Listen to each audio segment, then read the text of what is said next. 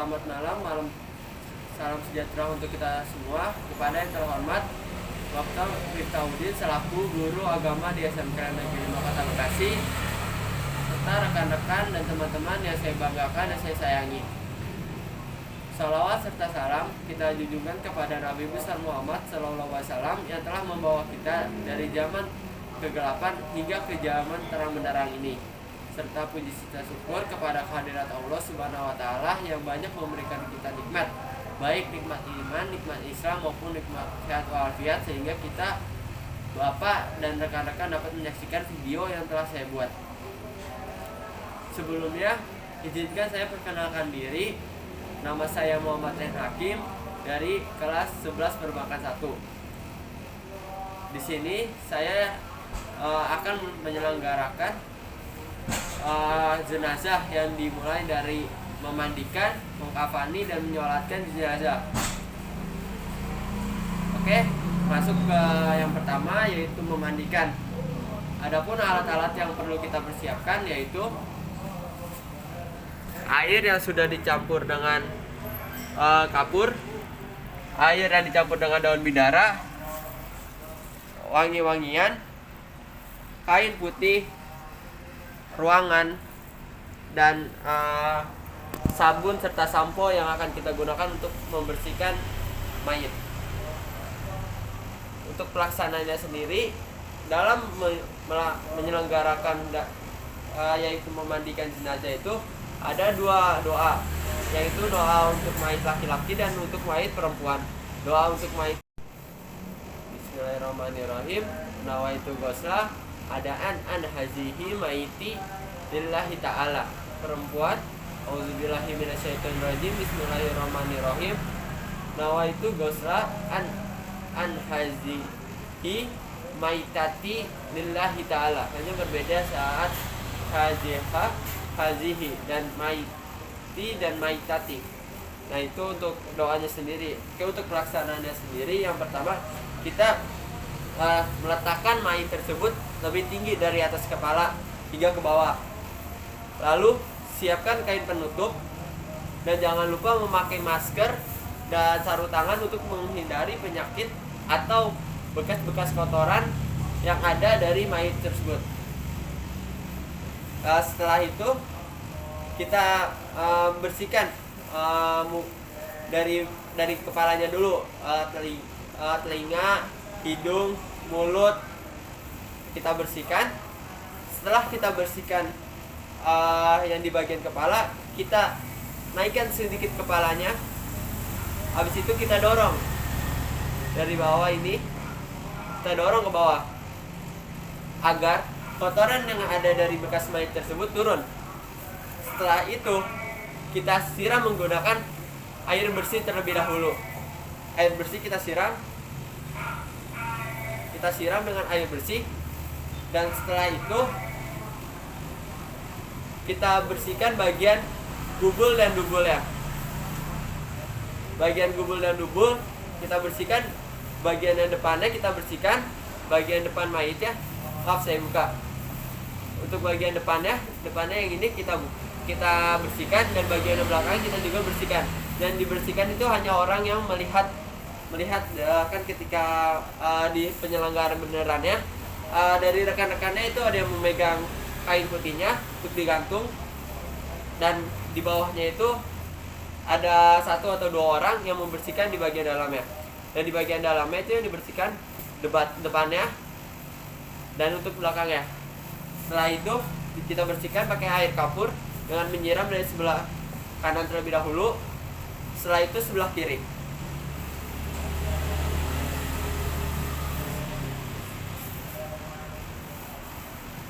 Oke.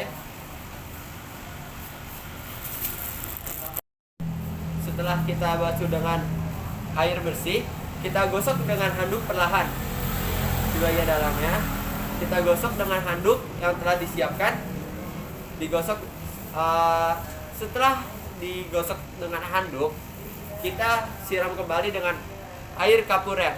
Air kapur yang telah kita sediakan, kita guyur dari kepala sampai kaki sambil digosok-gosok badannya. Setelah disiram dengan air kapur, kita hudukan, yaitu hudukannya hanya kepala, muka, tangan, sehabis itu rambut, telinga, dan kaki. Jadi tidak perlu kumur-kumur dan membasuh hidung. Setelah kita hudukan, kita bersihkan bagian rambut dan jenggot dan sekujur mukanya itu dengan air daun bidara dan sampo, agar dari mayat tersebut tetap suci dan bersih. Setelah sudah disampokan dan digunakan air daun bidara, kita bersihkan mayat tersebut sampai kering, kita elap dengan handuk, dan setelah itu siapkan untuk dikafani. Oke, jika dirasa kurang memahami dari apa yang saya jelaskan, berikut nanti akan saya berikan animasi gambaran secara jelas untuk dalam pemandian ini. Check it out.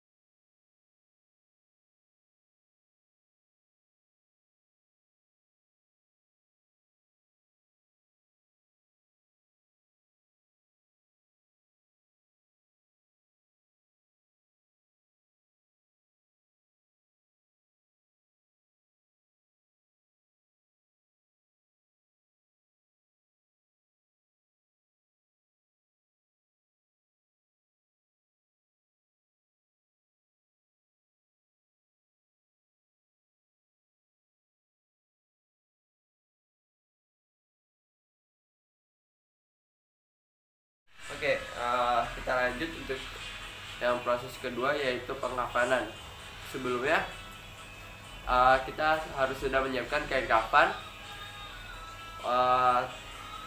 Setelah itu tali yang berjumlah ganjil, tali untuk mengikat, wangian yang setelah wangian itu dikasih ke kain kafan dari lapis pertama sampai lapis ketiga atau kelima. Setelah itu kita mulai untuk prosesi pengkafanannya. Untuk prosesi pengkafanannya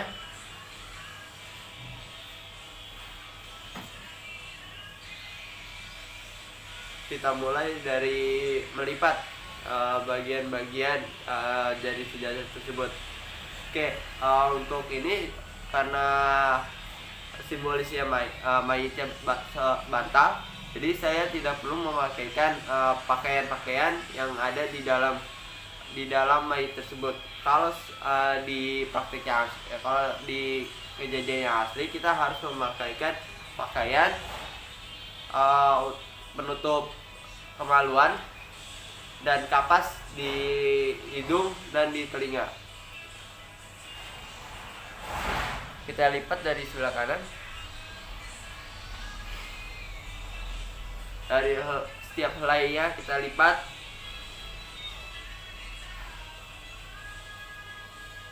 Setelah lipat, kita ikat.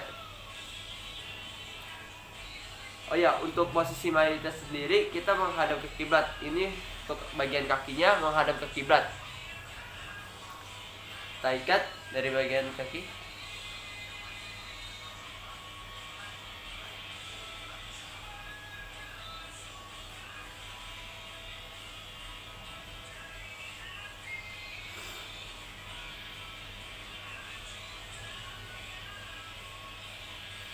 Untuk pengikatannya dilakukan secara rapi agar tidak mudah terlepas.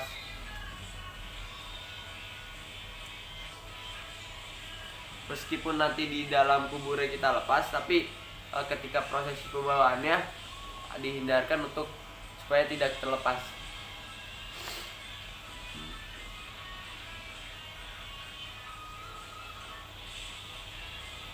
Kita buka bagian mukanya.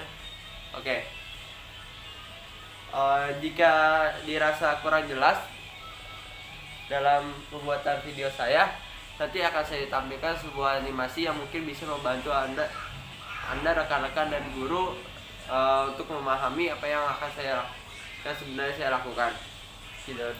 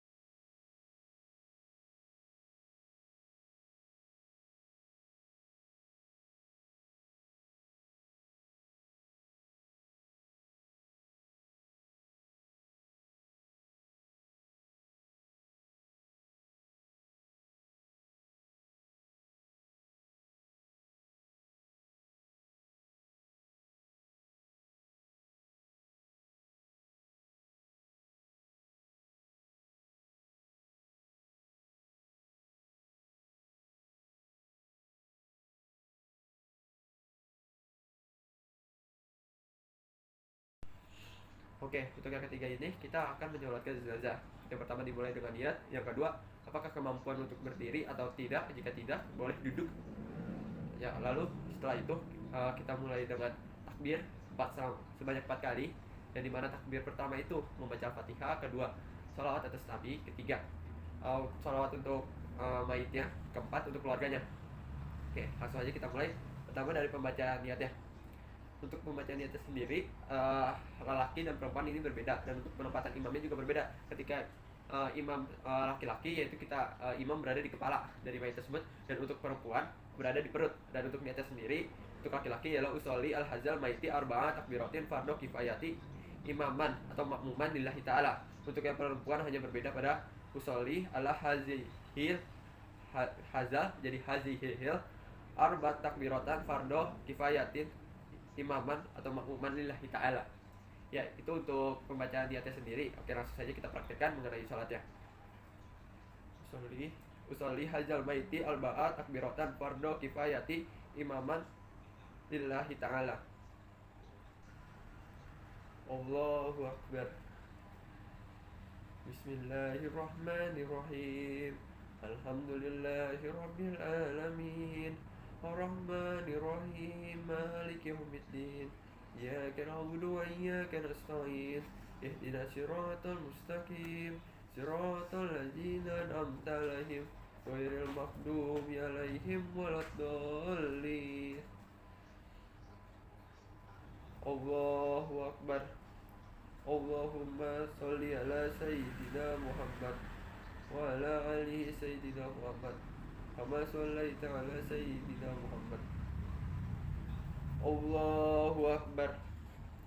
Allahumma ighfir lahu warhamhu wa'afihi wa'fu anhumma wa akrim nuzuhu wa nasi muqdahu wa bimas wastajil wala barot wa nakihi minal khotoya kama nagatstu mu'ahyat minal dannas wa adilhu daron khairan min darihi wa ahlan khairan min ahlihi wa ajran khairan min jawzihi wa adkhilkal jannata wa adihum min azbil qabri wal azbin nar. Allahu Akbar. Allahumma tahrimna ajralhu wa ma'tarim ma ba'da wa'afir lana wal lahu. Assalamualaikum warahmatullah. Assalamualaikum warahmatullah. Oke, setelah itu kita prepare untuk mengkuburkannya. Oke, sekian untuk video penyelenggaraan dari saya. Kurang lebihnya mohon maaf. Wassalamualaikum warahmatullahi wabarakatuh.